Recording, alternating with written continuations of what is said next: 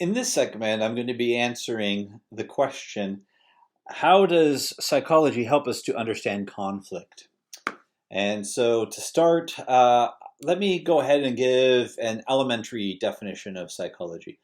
Psychology helps people in a large part because it can explain why people act the way that they do. With this kind of professional insight, a psychologist can help people to figure out how to change their behaviors and modify their ways of thinking uh, based on past performance and to better predict future behaviors. These insights can help improve decision making and so forth. Um, but again, just fundamentally, psychology helps people because it explains why people act the way that they do. Um, and so what's crucial here is that in thinking about conflict, we're not necessarily thinking about the part of life that is most, um, it's not the happy time typically, right? We've said in class on a number of occasions, conflict avoidance is the most commonly used strategy for dealing with conflict in this country. And that's actually true around the globe, but studies in the US showcase that conflict avoidance is used in more than 90% of all conflicts. And this happens for a variety of reasons. We've talked about that. But one of the big reasons why people avoid conflict is that it's uncomfortable. Um, Whether or not people think that they're going to be able to get what they want, whether or not they have trust in other parties, all of those things aside, people avoid conflict because dealing with conflict is uncomfortable. There's uncertainty, there's stress, there are mixed emotions that can be featured. Some of those are also uncomfortable. It might include things like anger or hatred or fear. And we tend to try to avoid the aspects of our life that we see as being somewhat negative. Um, I've also talked at some length about how anger itself doesn't necessarily have to be perceived of as a negative emotion. That there are positive aspects to anger. Anger can be a positive reminder of the things we care about, and it can also be a catalyst for action. But forgetting about the emotion and thinking more about the psychology, if we know why people act the way that they do, we can make decisions and we can strategize about what to do accordingly, right? So if we know that there are certain words that make people feel disrespected, for example, right? Um, Treating someone with disrespect can impact a conflict, right? Because it could cause it to de-escalate. It could cause the other person to disengage or disconnect, right? And so all of that is the opportunity cost, right? If you get the person to disconnect from the conflict, now you have moved from being able to have cooperative problem solving to now you're having to deal with what are the alternatives to a negotiated agreement, which tends to mean that you're out of luck on whatever it was that you were looking to get from that person. Anyway, if you understand psychology and you understand then the importance, for example, of respect in terms of being able to keep the person at the table, you can then make plans about what are you going to do to demonstrate this respect, right? Interpersonal conflict, right? If you treat others the way you want to be treated, right? That's one of our so-called golden rules. Um, do unto others as you would have them do unto you. Um, that's a good starting point, right?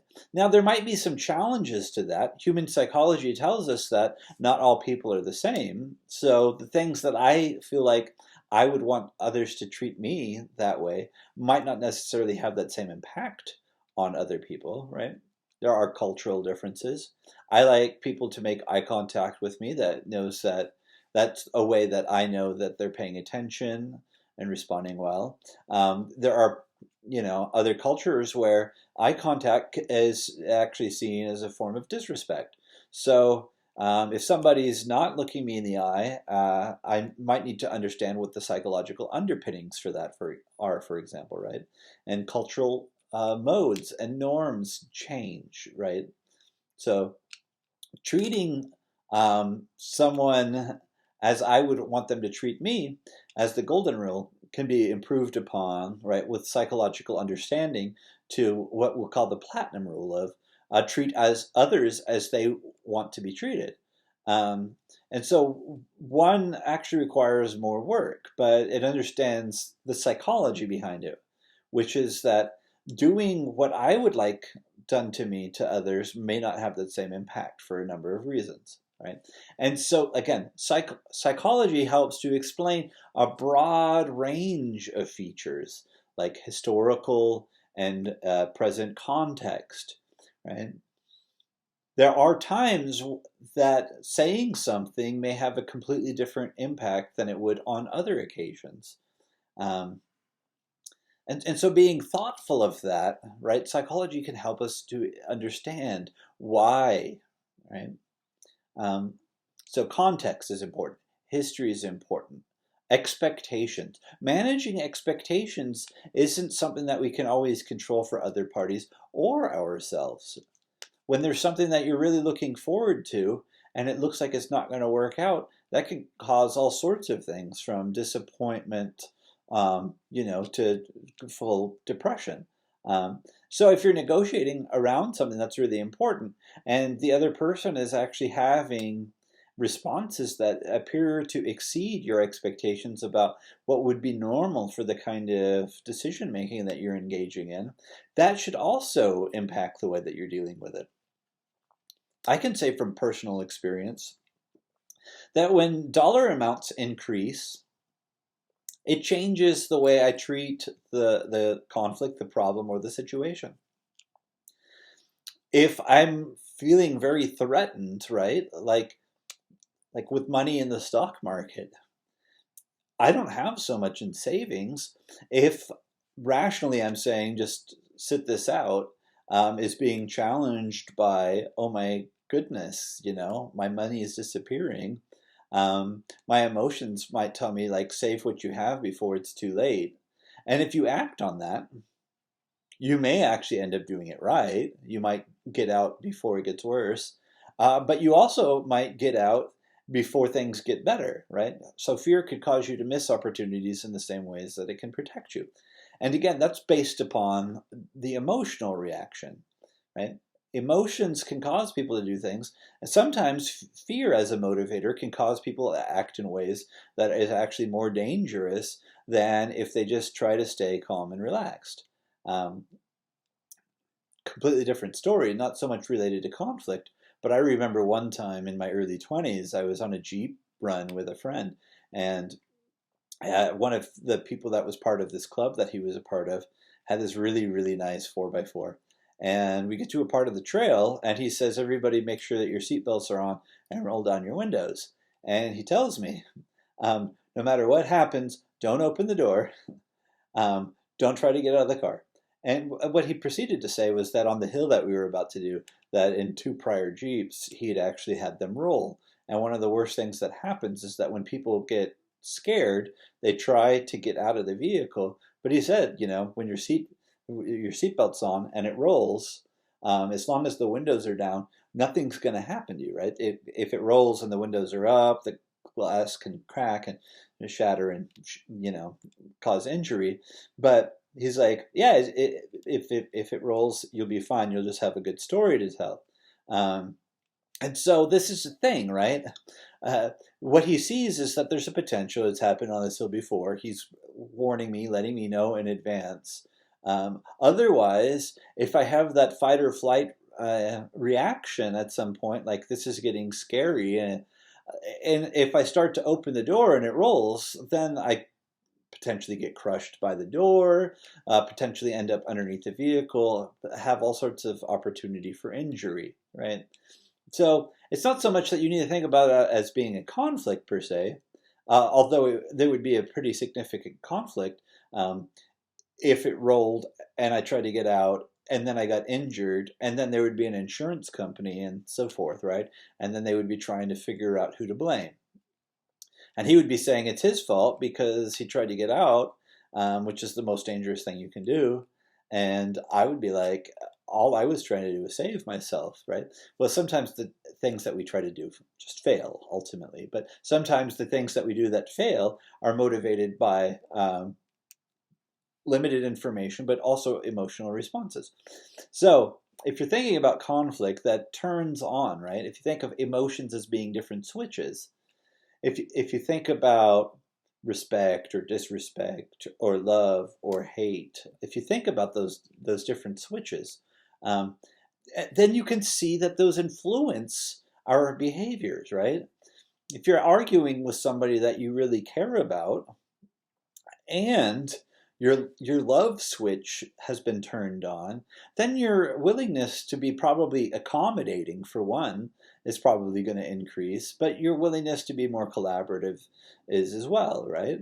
And there are ways that we can try to encourage that in others. I'm not trying to talk about being uh, coercive or manipulative in a nefarious way, but if you remind somebody that you have positive feelings towards them, and that's part of your motivation for trying to be cooperative, that's probably more encouraging than to tell them that you're extremely angry at them and that's why, right?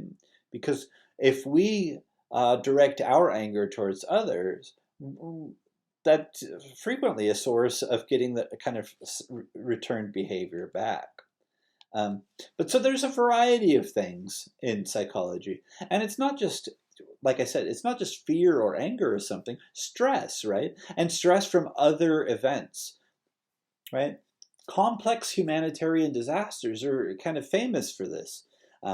It's the problems that you haven't addressed that you're thinking about while you're trying to deal with the task at hand that really create kind of like an insurmountable obstacle, right? Like a mountain of challenge in front of you. You're worried about how to save lives and all of these different things that aren't going right. And then that can prevent you from being successful in the single, fairly simple sometimes task right in front of you. So staying optimistic, while that doesn't mean everything's going to work out the way you hope it will, helps to keep you motivated in the middle of activities. Um, so we have things like stress, we have things like trauma. Um, in my field of work, it's fairly common that we interact with individuals who have suffered a lot. Sometimes there's post-traumatic stress disorder. Sometimes there are other details about memory which are traumatizing. If we want to work through a problem, sometimes understanding human psychology means that you have to know when and how to back off of something. Right? If you're arguing with somebody and your motivation is that you want to solve the problem, but in your efforts to continue to talk about something are only making the conditions seem to get worse, pulling back, putting the stops on it, saying like, let's deal with this another time, really might be a good strategy. In other cases, telling somebody like, it doesn't seem like this is a good time to talk about this, might have the person feeling like, I'm angry, but I'll decide when, when I want to talk about this and when I don't. So it's not that there's a guarantee, but when we're dealing with people who have traumatic experiences, right, there are certain things that we can predict. There's certain predictive behaviors and certain ways that can be predictive in terms of people having been triggered, and having their thought processes get interrupted. If somebody's focused on the past in a way that it prevents them from thinking about the present or the future, that's not going to be an asset in having mutually beneficial outcomes. It's not likely to be advantageous in reaching singularly beneficial outcomes either, in particular for the person who's stuck in a traumatic past. And then the last part, we've talked some in this course about identities, but there is an aspect in which we have relationships to certain features of our identity, so that also can defy reason in a number of ways, right? If you're committed to something because it's something that you feel strongly about, and feeling strongly about that is a part of your identity, then your defense of that in some ways is a defense of the self. And again, like I said, it can defy reason. It doesn't matter what kind of evidence, information, argument, and so forth you present someone with, if what you're essentially telling them is that, you're a bad person for thinking what you do or for acting the way you're acting. When that person doesn't feel like anything's wrong with it, they're not going to pay attention to it, especially if they're, committed with that feature of themselves. And you could think about people who are very vocal in their defense or opposition to the Second Amendment, for example, right? Somebody who feels like I carry a gun around and that means that I'm keeping everybody safe and being kind of the hero and so forth is a part of their identity, telling that person and presenting them with evidence that says that concealed carry actually gets more people hurt or something. And I'm not saying necessarily that that evidence exists, but I'm just saying if you did, the person would still dismiss it no matter how credible the source was, because that challenges the way that he or she thinks about him or herself. At the same time, the person who's committed to this part where they're like their identity is wrapped up in a, mothers against gun violence kind of ideology, if you present them with information that suggests that some of their positions aren't supported empirically, that goes against this part of the identity. So again, there's a psychological explanation for a lot of this stuff, and understanding that you can't get through some of these fundamental details in the way that we act and the way that we behave can help you, again, to think strategically about what you want to do or what you don't want to do in a conflict, especially when you're seeking specific outcomes. Thank you, and I'll see you on the next one.